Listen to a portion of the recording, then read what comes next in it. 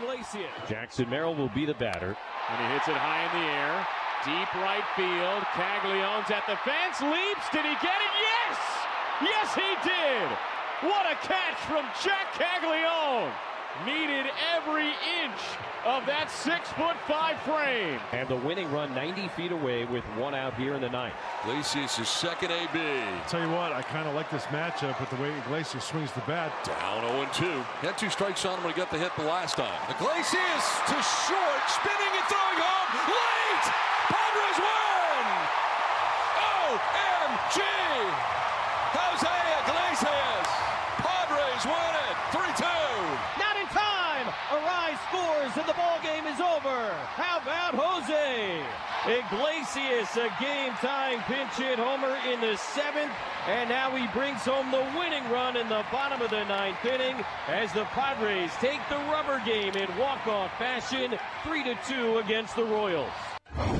Really good ball game, up 2-0. Pitching was really good. You got to give them credit. 0-2 hit from Iglesias. They took advantage of our walks in the 7th, and then another 0-2 getting the ball in play against 2 really good relievers from Iglesias. So you got to give him credit. He attacks the ball. He goes after it. He's a good athlete. He's got a good feel for the game. I thought he was tracking it well. I mean, I had no idea if he was going to be able to get it, but I mean, it was tremendous play. Breaking balls were good. He kind of lost the feel for that a little bit at the end, but located his fastball, got the ball up when he needed to, so it was really hard to argue with what he did. Well, if I'm not mistaken, he gave up a hit in the 1st and then not another one until the 7th. So, I mean, I think hard contact or not, I mean, he had plenty of balls not on the barrel and was able to elevate, move it in and out, just like he always does.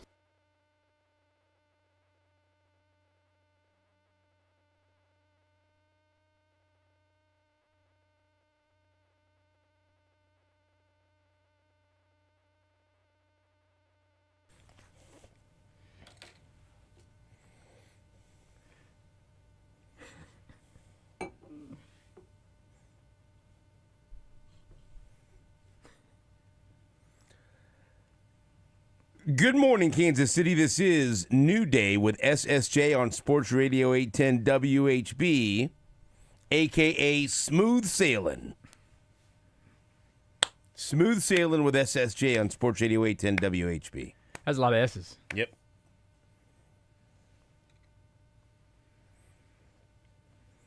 Oh, please. Fingers crossed. Hold on. Fingers crossed.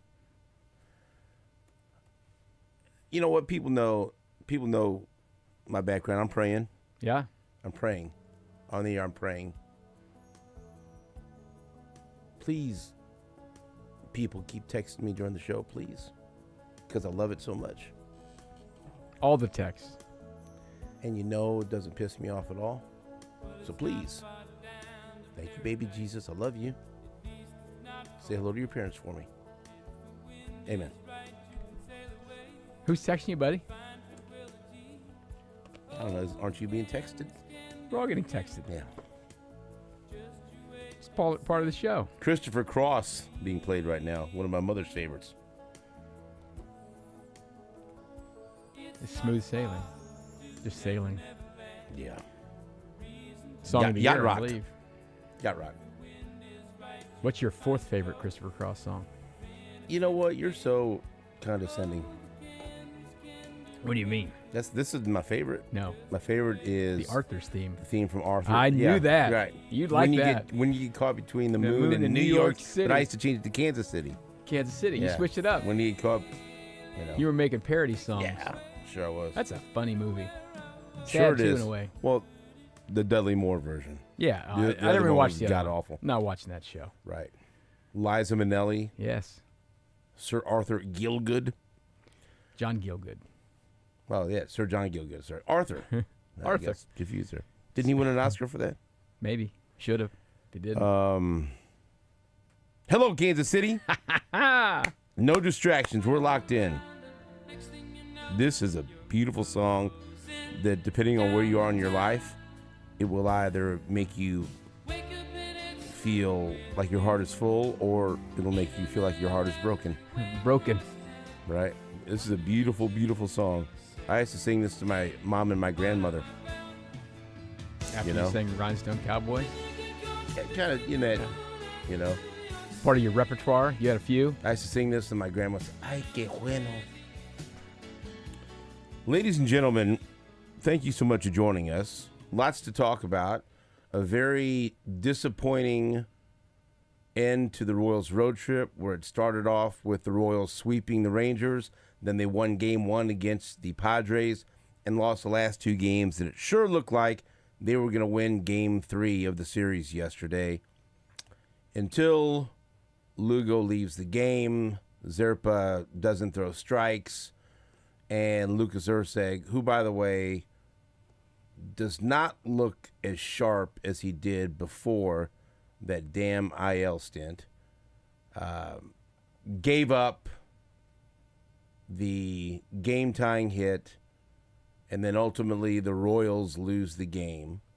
The Royals also continue to have difficulties running the bases. Salvi cost them a run, and boy, Rex Hudler was pretty critical of Salvi on the broadcast.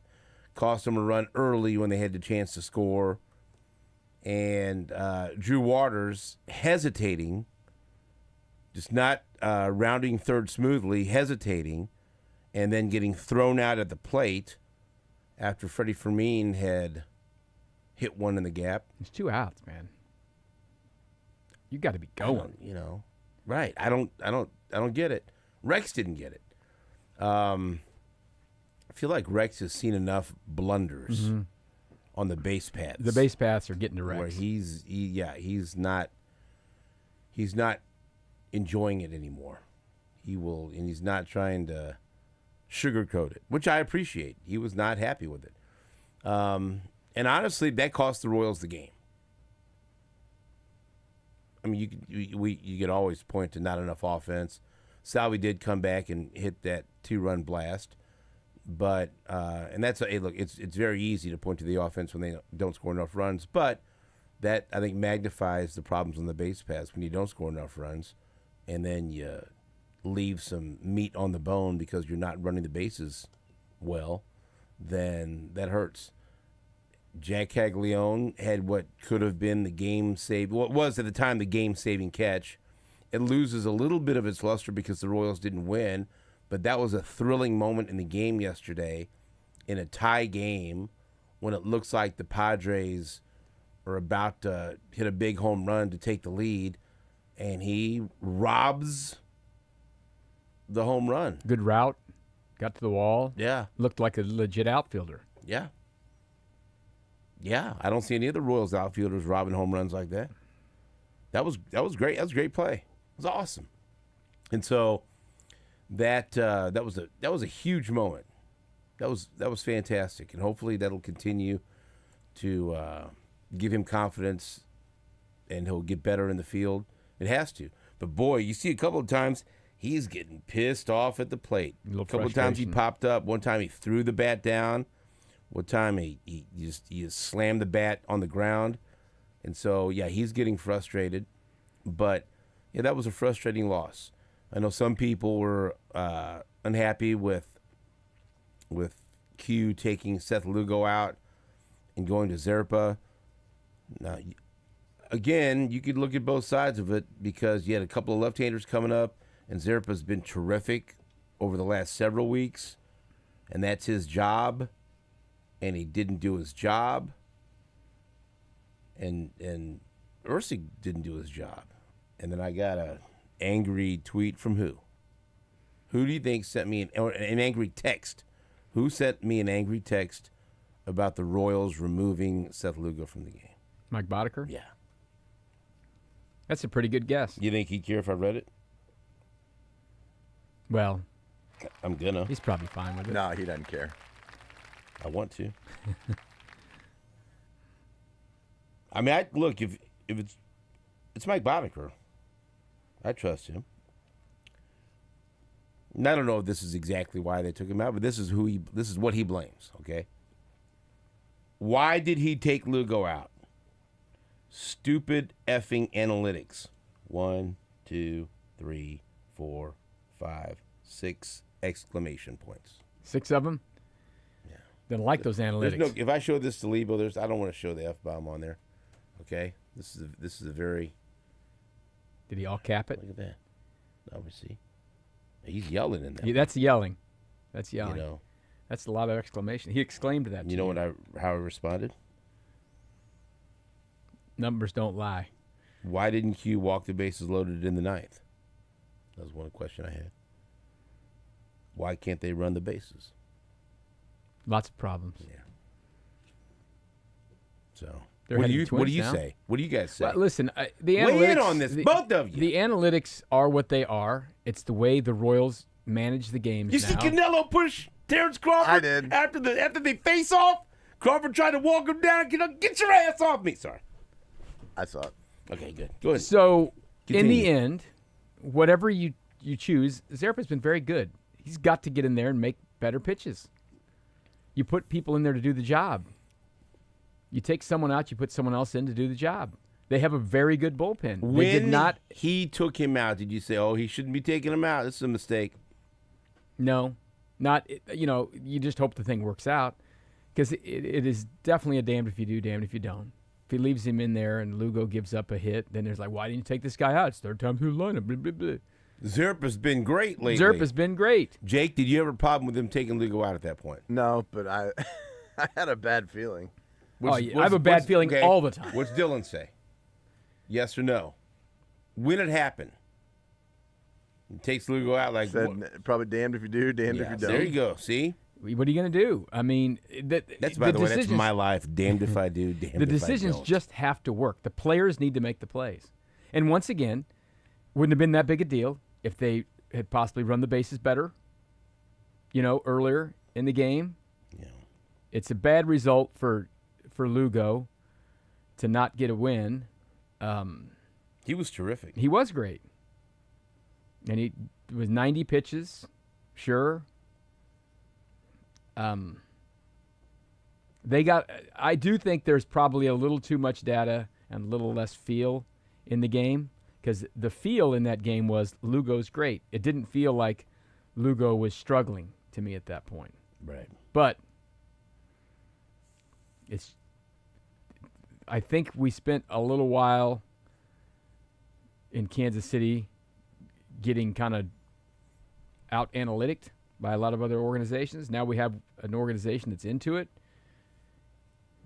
You just got to deal with it, man. You think they've overcorrected? Possibly. Say it. Don't be afraid Possibly. to say No, it. listen. This team made the playoffs last year. This year, they're not hitting the ball. That's the biggest problem with this team still. They don't score enough runs. 2 runs is generally not enough to win a Major League Baseball game. That's just how it is, And Lugo had given up the hit, right? He allowed the double to start the inning. He got Machado out. That's big. Arise is a good hitter. That's why you take him out, I guess. But I don't know. Kind of feel like you let him give up a run first, maybe. 90 pitches isn't a whole lot. it's not. But he's also, they want to play a long time this year, which I'm not feeling it right now still. It was a better week for them. They were really struggling. 1, 2, 3, 4, 5, 6, 7, 8, 9. That's how many scoreless outings Zerpa had in a row. It seems like the kind of guy you'd want to put in a game. And but the maddening part of it was he couldn't throw strikes. Sometimes you don't have it. And then Urseg felt like he was going to get out of it, and he didn't. He didn't do his job either. Now, that's a difficult situation. I think most relievers prefer to come in to the game in a clean inning and all that, and that's not what they got. So, But the problem is he gave up the hit to Jose Iglesias, and Iglesias as a hitter sucks. right, that's not that's a lot of good players in that lineup. And he had him, It's and not who you want to get He beat had 2 by. strikes on him, and he made Rex again was he wants to go the other way, and he gave him the perfect pitch to do what he wanted. Location, he missed, Yeah. and so it's Urseg last year that doesn't happen. He strikes him out, and maybe he's still trying to get through with the back thing. Those lower back issues don't just go away. I heard they do. You manage them. You No, they don't. They don't. That's something, and that could be a mental thing for a long time as well. Lower back injuries, lower back issues suck very, very much. I don't even understand what you're talking about. So You've been I'm just letting spry you know. for the last 2 years. I'm letting you know. Yeah. And so that was a disappointing loss. The Royals lose 3-2, but Still, the now, biggest point is they got to score more runs. Okay, yes, but now I offer this up in an effort to be a little even-keeled here. If I would have told you before this quick 6-game road trip to Texas and San Diego that they're going to go 4-2, would you have accepted it? Yes, the way they Yes. were going, Yes. 1,000%. Now, it doesn't feel as good because they started off 4-0 and they lost the last 2. But I would sign up for it readily with the way they had been playing. And we talked about, you weren't here because you were gallivanting, globetrotting, through Canada, going to different places and eating different foods and going all over the world, enjoying different people. But this 12-game stretch we talked about, and I'm going to now include you in the conversation. I can be we. You got 3 at Texas, 3 at San Diego, and then you come home for 3 against a good Tampa team, and then 3 against the world champs and the Dodgers. Yeah. In those 12 games, What can you do? what is reasonable? And it felt like, man, if they could go 5-7 or 6-6 in that 12-game stretch and just keep their heads above water with the way they were playing, you feel good about it. Yeah, they got a good start. Well, on that they're right 4-2 on that now. That's Now they're right. coming home, and so all is not lost. It just felt like, damn it, that was almost a 5-1 road trip. Damn it, they almost won that series. It was right there. Base running mistake. You can't throw strikes. 2 strikes, and Irsay couldn't, close the door. Get out of it. There was like all these different moments. Man, if that would have went different, they could have won that game. Well, their margin is thin. Right. But, and I've never liked this saying, and I don't know why I'm going to say it, because I don't quite understand it, but I feel like it fits. Don't throw the baby out with the bathwater. Why anyone would do that, no idea. But I've heard people say Sometimes that. the bathwater's cold and dirty. You just throw it out. Just don't throw the baby out, though. Right. Well, you shouldn't. All right. So That's why they made that saying. Don't throw Cag's wonderful catch out with the bathwater. No. Don't throw Salvi hitting a home run out with the bathwater. It's just like he's turning things around offensively. Now, the bathwater is the base running blunders. The bathwater is the bullpen giving up walks. It's one thing to have another team beat you because they hit. They got hits. Just giving free passes, they come back to haunt you. So there. Royals lost 3-2. They lose the series, but they win the road trip. Okay. Game 7 NBA Finals. You heard it right here on Sports Radio 810 WHB. Man, what a letdown. Because I think, and maybe you guys disagree, I think we were on our way to a classic Game 7 that was going to go right down to the wire. Yeah. Halliburton hit 3 threes. And you're thinking, okay, he's on. And I sent you my DraftKings pick 6. Had our over going. Right? And what was his number? 15 and a half. He was going to be there in the first quarter. And so people were like, maybe he's going to play, but he may not score very much. And maybe he's not going to be totally healthy. And so he had 3. And they go, okay, all right, Halliburton's in. We're gonna see a hell of a Game 7. Pacers got the lead. Pacers, even after Halliburton got hurt, we're gonna forget this because it ended up being not a close game. The Pacers were up by 1 at halftime without Halliburton, and even though they were up by 1. I just kept feeling like, okay, I'm waiting for the other shoe to drop. They're not going to be able to sustain this the whole game. It's just not going to happen. Even now, I did kind of get excited when T.J. McConnell went into God mode. He does that. What did he score? Stretches. Like 10 straight points? He's just hitting shot after shot after shot and getting to the bucket and beating everyone off the dribble. You're thinking, well, okay, maybe we're going to see something wild. And remember, they got it down to 4, and they had the ball, and then boom, turnover, 3-pointer, turnover, bucket, and then just like that, it's back to 9. And okay, that's it. And so I don't want to take anything away from OKC because it's not their fault. But man, Halliburton, and as soon as you saw the close up of the replay, yeah, you knew. You saw the snap, you saw what we've seen so many times that indicates most likely a Achilles rupture, and that's terrible. Just imagine being an Indiana fan there. Not only does that messes next year. Yeah, it leads to you losing Game 7 of the championship, but it also you're talking about your star player being gone next year as well. Just terrible. Happy for the Thunder, though. Right, I am, but we were robbed of what could have been a classic Game 7, I think. Yeah. Right? Yeah, it still ended up being a good game for 3 quarters. Yes, but I think... Which I thought it was going to be over. I think we were headed towards something special. Could have been. I really do. Yeah. And who was the guy that has given us tremendous highlights, end-of-game highlights, and wonderful memories in this postseason? Halliburton. That's terrible. It was terrible to see that happen to him, first of all, because I like him. I like the player. And I thought it was just like... I thought it was impressive the way Indiana was able to fight through that. But I also think it affected Oklahoma City because, We're like, oh, this guy's out. Yeah, we're good. okay, we're good. And maybe... It's almost like halftime reality set into the Pacers. It woke them up. Yeah, and then Oklahoma City's like, wait a second. We can't just walk over this. We have to come out here and play what we've done all year long to get them the 1 seed and all that stuff. They might have been better off, the Pacers might have been better off if halftime was like a minute long and they just kept playing.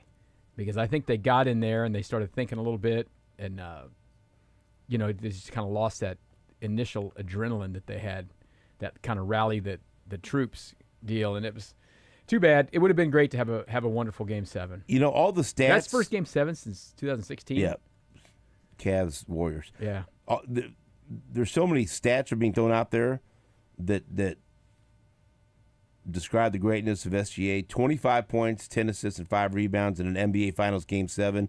The only 4 guys to do that besides SGA: LeBron James, James Worthy, Walt Frazier, Jerry West. Is that good? The only teams with at least 84 wins in a season to win a championship: the Michael Jordan Bulls twice and the Thunder this year. Since the MVP began in 1955 and 56, the only 4 players that have won the scoring title, MVP, and NBA title in the same season: SGA, Shaq, Jordan, and Kareem Abdul-Jabbar. I mean, it everything says that we saw something special from the Thunder and SGA. Why doesn't it feel like it? Yeah, because it's Oklahoma City. It's not the flash and the dash. SGA is kind of a quiet player. I do think scoring title, MVP, and NBA, incredible. And the NBA Finals. Well, people keep wanting to tell you that we're always looking for the next whatever, and he's not the first name that gets mentioned all the time. It's going to be Anthony Edwards or, Giannis or Joker, the Joker or Luka and these guys. You know how many players have won regular season MVP, conference finals MVP, and finals MVP? It's got to be a short list. Him. That's it? Yeah. We'll take a break. I mean, it was special. Yeah. We'll take a break. Back after this on Sports Radio 810 WHB.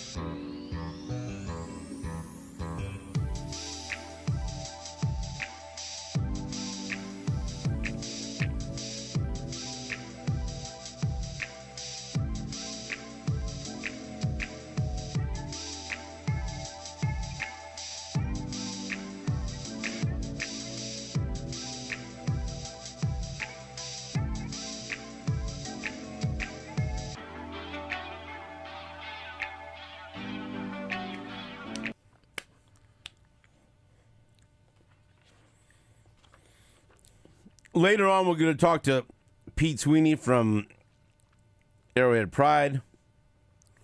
We're going to talk to Matt Moore from the Action Network about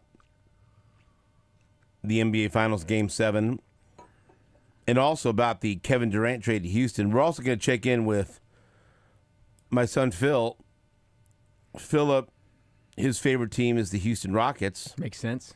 And, well, I mean, what's his team going to be? You pick a team and you go with it. Should be the Thunder. That's the closest team. He's no bandwagon jumper. The Thunder have been the closest team for almost his This entire is life. all based on NBA 2K and leagues and things like that. And former intern Killian. Houston is definitely a better video game team than an actual franchise. Right, I'm just telling you I'll tell what him. it is. He knows. And he is, well, we'll just find out what his reaction is to his favorite team acquiring Kevin Durant. A young, spry Kevin Durant. And then I'm just going to tell you, give you a little sneak peeks. Matt Moore thinks the Rockets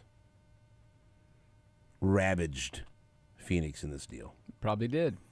And then Scott Carroll in the 9 o'clock hour will be with us to talk baseball. That's good, isn't it? Yeah. We also have Nate Bukaty out on location. He's in the Northland. Nate, good morning.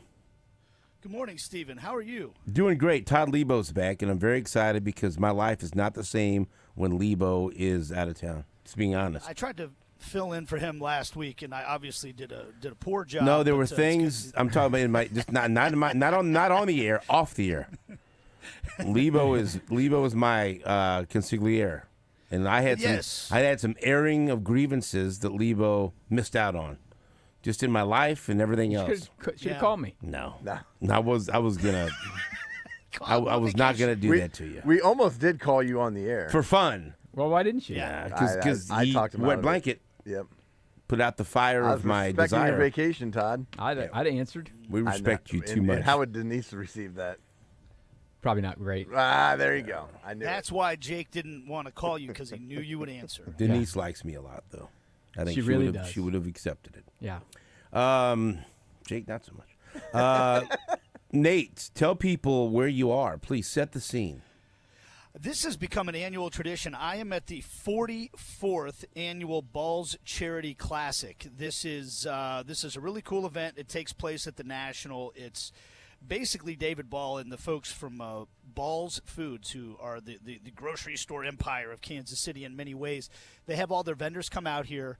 They play a big day of golf, and they raise money for an outstanding organization called KVC, which is a youth-driven charity. Their vision is a world in which every person is safe and connected to a strong family and healthy community for foster children, kids that need a home, and that's who they raise the money for here. So we always come out and support the event because David Ball and his family have been great supporters of Sports Radio 810 WHB over the years. I don't know how many years we've been coming out here for this golf tournament, but it's been several. 32. In fact, I'm looking 32. I haven't even been at the radio station that long. But I'm looking at it. They have, they put together a nice magazine brochure from the event, and there's a picture of me from last year sitting in here. So how about that? Because I was here then as well.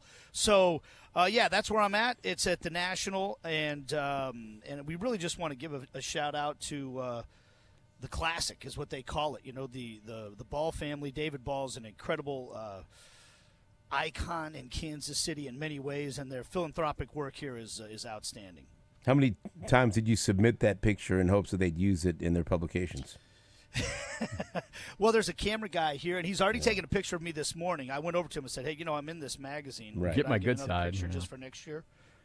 So you know me. Whatever I can do to get more attention. Nate, any thoughts on the two topics that we talked about in the first segment?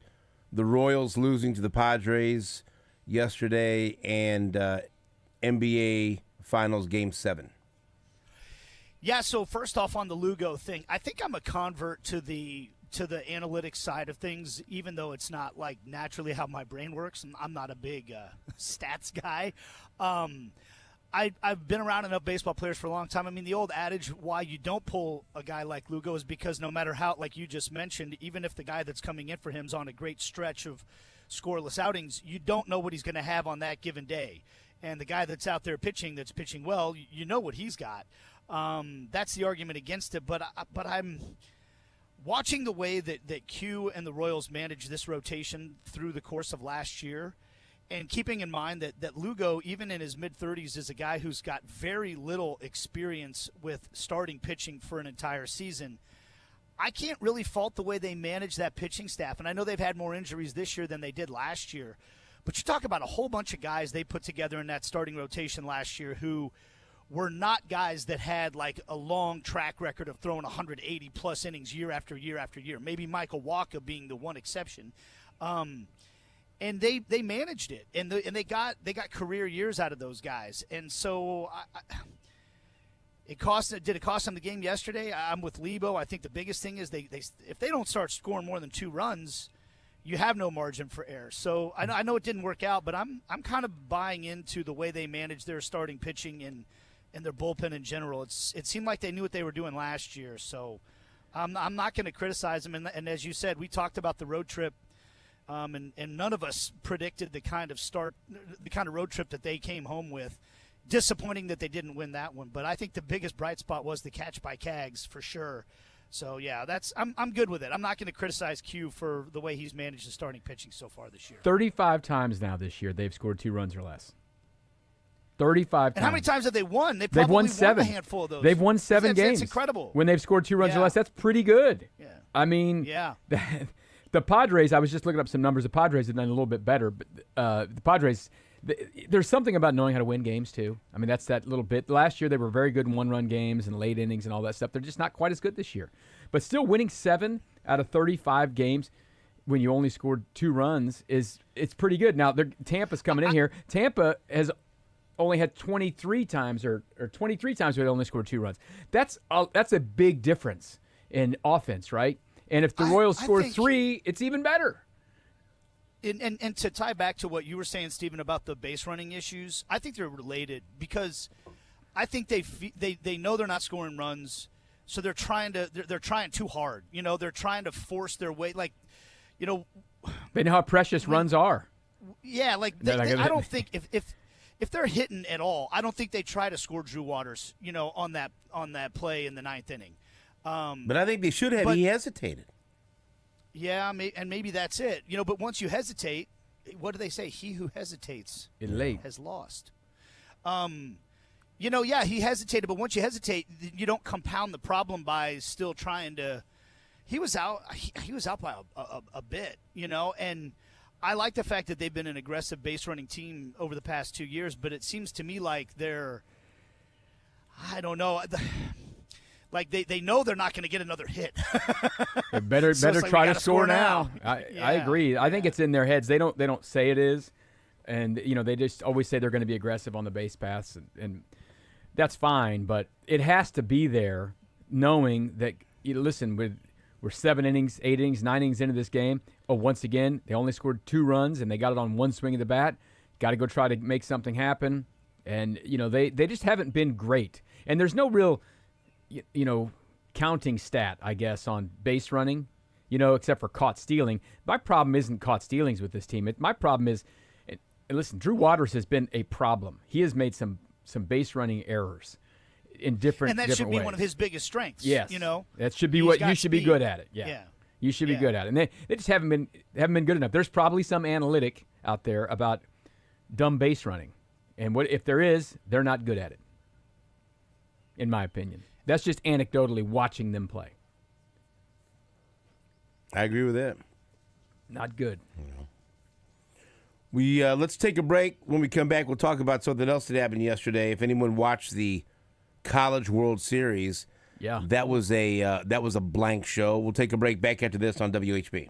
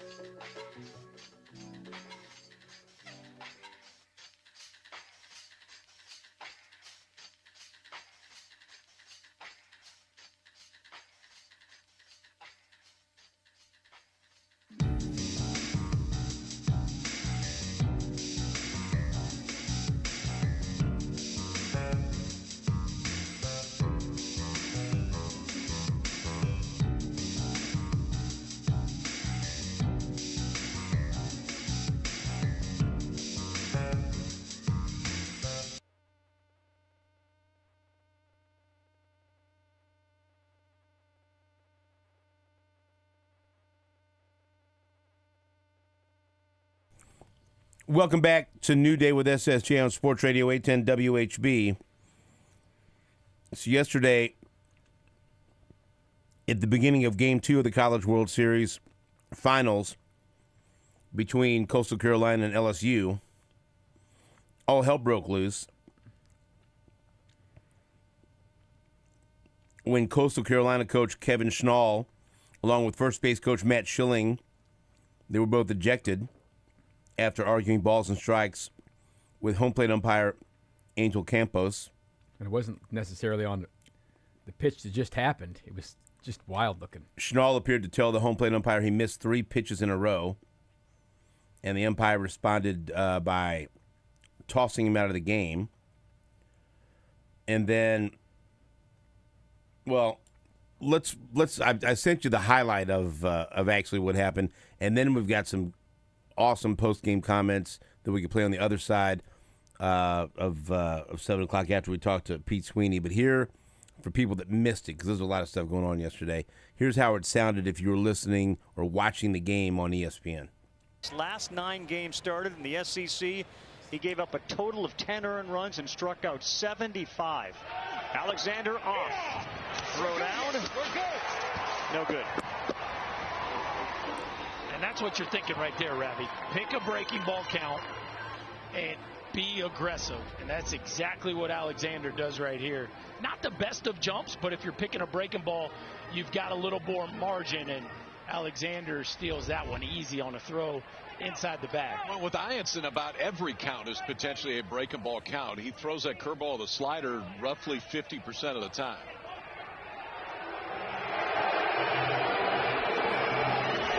Oh, my goodness. He just threw Kevin Schnall out of the game.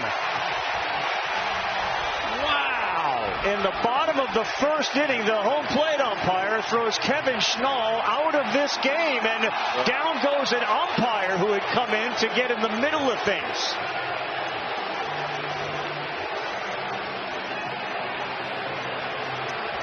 I believe, guys, this had to do what happened at the end of the top of the first with the third base coach for LSU. This seemed to stem from the first base coach. And then Schnall remarkably gets thrown out of the game. A College World Series Game 2 in the bottom of the first. Well, and I didn't even see that building, guys. Like, it's one pitch, and next thing you know, Schnall's out of the dugout, and Angel Campos had clearly heard enough. That thing escalated quickly. Now again, this will always come back to whatever was said.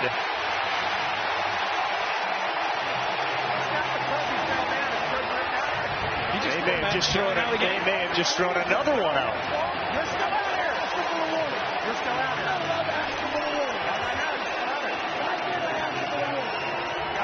He just threw Matt Schilling out of the game, first base coach. More? I think if you look, and we will obviously look back at it. You want more? You're still out here. Get out of here. Come on, man. And then we'll play the comments from the Coastal Carolina coach. And here's the deal. The more you read about Angel Campos, who used to work in the major leagues, right? I mean, people were just blasting him on social media. He was let go by Major League Baseball. He had more ejections in his last season than any other. He had the reputation of having uber thin skin back when he was a major league umpire. Seems like he's climbing down the ladder. Well, I mean, how do you do that? Well, and listen, in a College World Series, and it wasn't like they went out there and threw something at him. I mean, it was just like, this is what you do. You go out there and you talk a little bit. The hardest part there for Coastal, listen, baseball's baseball, whatever. But they don't have, you don't have 75 guys on your staff here. They took basically half of their coaches and kicked them out of the game. Now you're changing the game a little bit. Now listen, Coastal needed to score some runs, hit the ball, do better. They just didn't get that done. LSU was a better team. They won the deal. But it's a little bit like, Halliburton got hurt. We didn't get to see what it was going to be. They kicked 2 coaches out in the first inning. messes the whole mojo of the game up. All that. Campos umpired 585 games in his Major League Baseball career. He issued 23 ejections in his 7 seasons of work before his final game, September 3rd, 2014. Do you remember in 2011 when Royals catcher Matt Traynor was ejected for arguing with the umpire despite not facing the umpire? He had his back turned to him. Talking. That was Angel Campos. There you go. We threw him out. He also ejected Matt Kemp in 2012 for arguing balls and strikes while in the dugout. He had a history of this in Major League Baseball. And then the more you read about him, and then you do that on that stage, and I think when we play the comments from the coach of Coastal Carolina and hear his side of it, I think I think that'll add some context to it as well. Because the other guy that ran in and fell down, Jake, you were laughing about that. He tried to blame Schnall for that and say that he bumped him. Yeah. And Schnall just said, look, that dude just tripped. That guy came in and he fell down and he was embarrassed. Yeah. And he lashed out at me. So that's what you had going on. It's unbelievable, right? Yeah. I mean, it's a fantastic scene. I mean, unless you're a Coastal Carolina fan. Right, no, I mean, fantastic as an innocent bystander. I can't wait for you to hear Schnall's comments. You don't afterwards. get released from being a Major League Baseball umpire very often. It means you weren't. Well, just read all the posts about him, the people that know his work and watch him and remember. He's been out of Major League Baseball. He got fired from Major League Baseball when he was like 40 years old. That's not some guy at the end of the rope. That's just a guy who just wasn't good enough. And I remember that happened with Traynor, and he never turned around. But all these different, like, oh, that was him. Oh, that was him. Oh, that was him. So we got lots to talk about between now and 10 o'clock. Add that to the list. But he also had to be pretty decent to get to the major leagues, too, by 40. Yeah. Maybe, yeah. I mean, know. you get there. Angel Hernandez was a for a long Major time. League umpire. So don't be Angel okay, umpires. Right. We'll take a break. Back after this on WHB.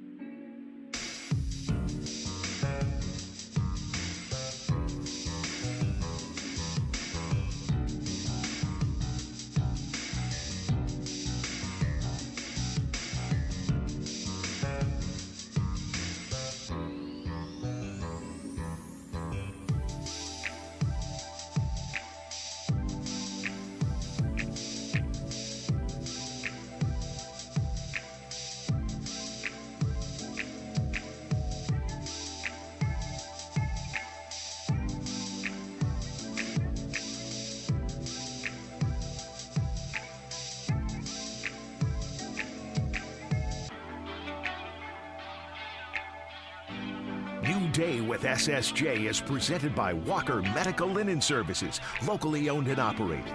HLAC certified to the highest medical laundry standards. Walker has partnerships with hospitals, surgery centers, and medical clinics in and around the metro area. Walker Medical Linen Services in Kansas City and online at walkermls.com.